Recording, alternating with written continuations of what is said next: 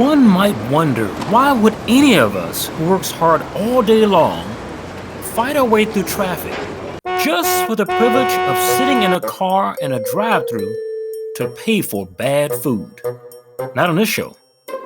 You've just walked into the man's kitchen. From the freshest meat at your local deli to the meat section at the local food market, all the way to the grill, everybody's cooking up pork. And today, so are we.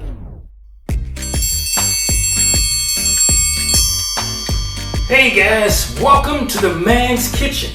Today we're gonna do tenderloin and apple. So that's gonna be baked inside of the oven, and it's something delicious. If you want a real meal, you got the family over, that's gonna be the thing to do. Let's get started. And then the first thing you wanna do, we're gonna go ahead and sear that tenderloin in a pan. Because when you bake things in the oven, if you just bake it as is, that sort of meat right there, it's gonna be nice and gray or pale. It may taste good, but it won't look appealing. So the first thing you want to do is try to make it look appealing. All right, so first thing I got here, I've got about a tablespoon of black pepper. I've got garlic pepper. I've got a tablespoon of mustard, dry mustard. I've got a tablespoon of sea salt. And I've got 2 tablespoons of sugar. I'm gonna mix all that stuff together, because we're going to coat the outside of that tenderloin and we're going to brown it on all sides. Okay? So we go ahead and mix that up real quick. Now, the sugar and salt are going to give it balance, and that mustard is going to do something to that tenderloin that you couldn't get from anything else. Now we do have some other ingredients, and we'll get to those in just a minute. So the first thing I want to do is I want to go ahead and put some slice marks on that tenderloin so it can accept that seasoning. Because otherwise, when you season something without doing this, it just kind of stays on the surface, and we don't want that.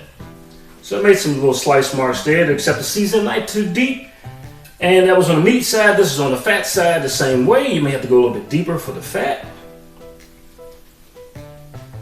We're not trying to go to the other side. Okay, there we have it. Now we want to go ahead and use that seasoning on that tenderloin. And just enough. It's more of a dry rub at this point. At the same time, I have a whole stick of margarine there. I'm going to go ahead and turn that on. Since we want to sear it, turn it on just about high. Okay, so we do the back side of this. Because we got something special. It's just not going to be a dry rub. Oh yeah, we're going to something else for this baby.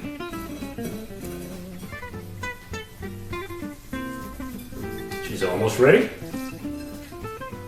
Make sure the ends don't miss the ends. Alright, so that ought to do it. We'll go ahead and make sure that margarine is starting to melt. I turn it up on high. When you start to see that bad boy melt, anything short of steam, 3-alarm fire, you know you got it. Okay, so the margarine's already separated there. So that's doing pretty good.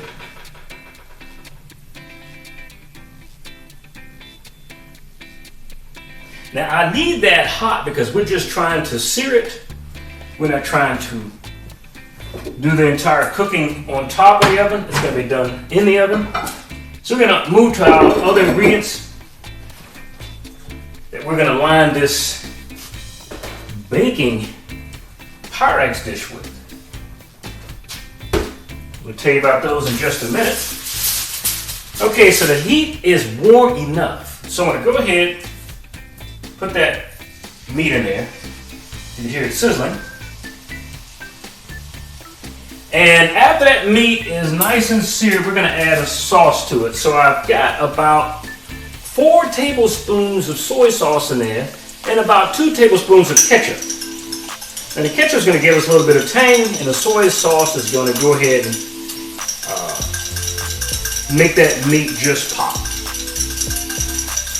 So mix those two together. And we'll let those sit. Okay, you notice I'm using my hands because I have gloves on. And that's just for the pork's sake. There's one side is seared. We're searing the other side. Like I said, the main portion of the cooking is going to occur within the oven and not outside of the oven. I've already got the oven set 350 degrees. And that ought to just about do it. To the back side. Yep, that ought to just about do it. We can go ahead and remove that. We'll turn that off, because as I say, we're not cooking that on the outside. Now, as far as that sauce, we take the sauce, and now we put that on the meat on the front and the back. You're watching M&N, the men's channel.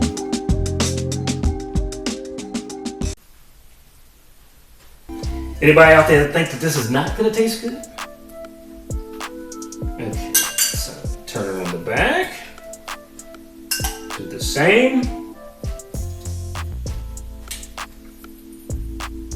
And we have a little bit of sauce left over. We just put that right in that plate. There we go. Swivel that around. Get that out of the way. Because now we're going to move to the vegetables that we have that we're going to add. And also the rest of that margarine, we can go ahead and put that in there too.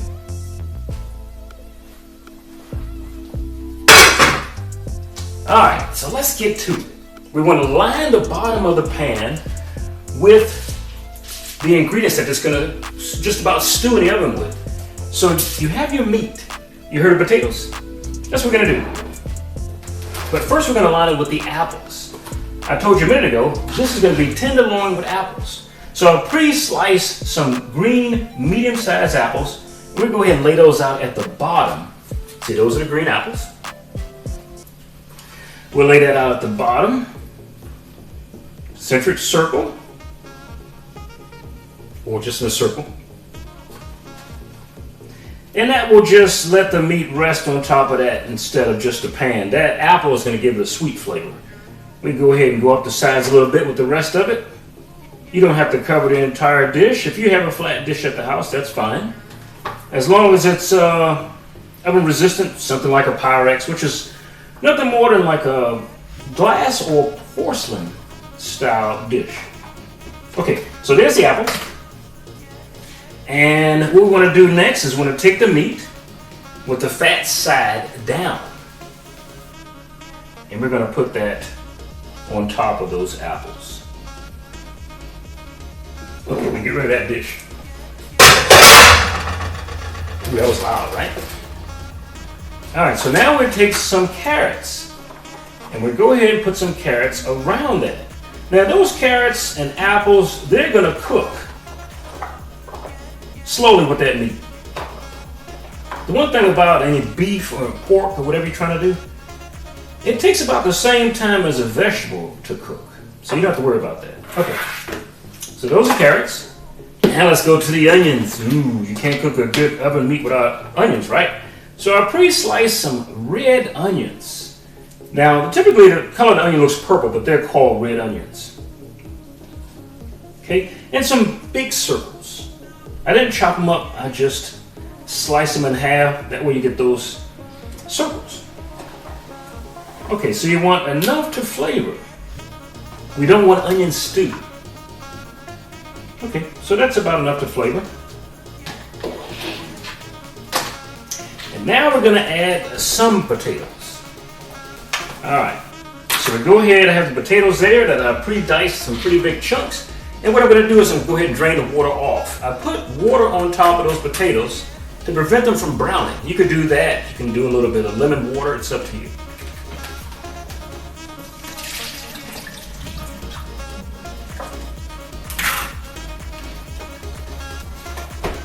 Okay, so this is going to be a mounting job. The potatoes on the side and on top of the meat. So a lot of this stuff is going to cook down in the process of that meat being done. We're going to not hold you up because that meat is going to take roughly about an hour and a half to cook. So we have to come back to the magic of television and plate it up and let you see how that looks. Now, as it cooks, we'll go ahead and rotate those vegetables a little bit that are on the side, those potatoes, to make sure that everything's being done evenly. So at this point, we'll go ahead and take some foil with the shiny side out. We'll go ahead and cover that up. If you have the entire foil sheet, that's fine. I have 2 halves here. Not gonna make much of a difference. Shiny side out.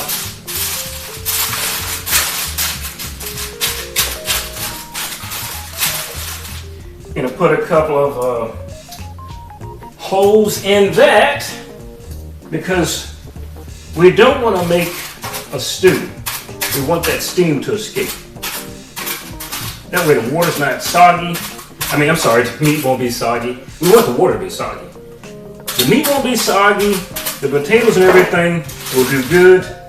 And after about an hour, we'll go ahead and take that cover off and go ahead and let it brown inside of the oven. Okay, so we got that on there. Around the sides,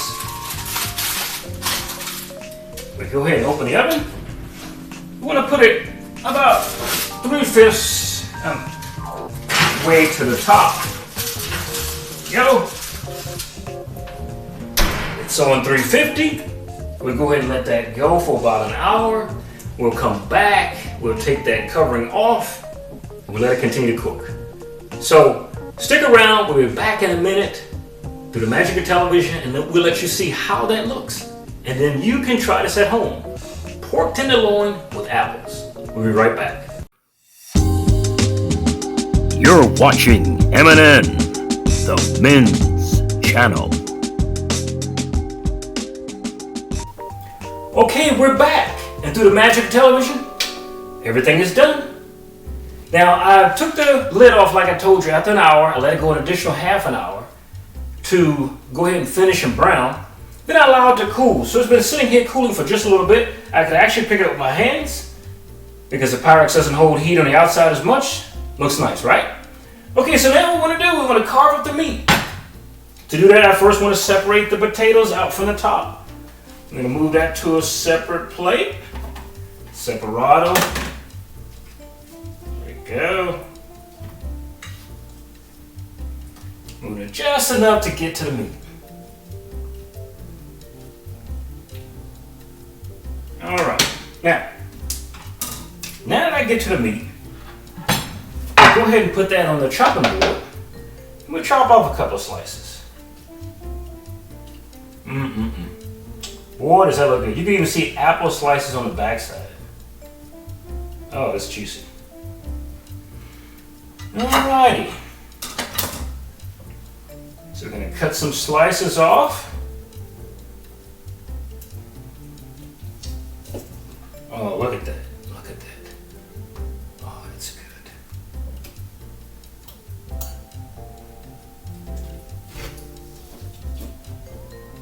Oh, that's some good pork there. Very good pork.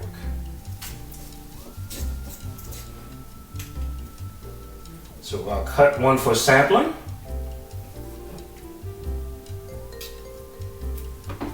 I put a couple of potatoes on my plate here.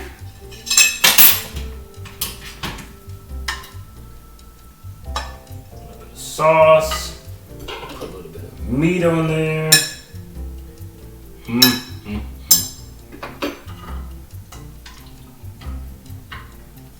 Couple of onions, a little bit of carrots. Okay. Now, where the rubber meets the road, how does it taste?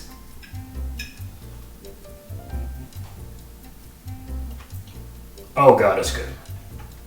All the flavors have melded into that one dish. over almost 2 hours. Potatoes are nice and soft. Carrots the same. God. So good. So remember, support the potatoes, the apples, the red onions, carrots, potatoes. Remember all the seasons I told you. Give it a try at home. If your family's coming over, especially with the upcoming holidays, be very impressed. For the men's channel, it's Charles Rivers. Thank you for watching. Make sure you come back and see us again soon. Let's cut to the credits.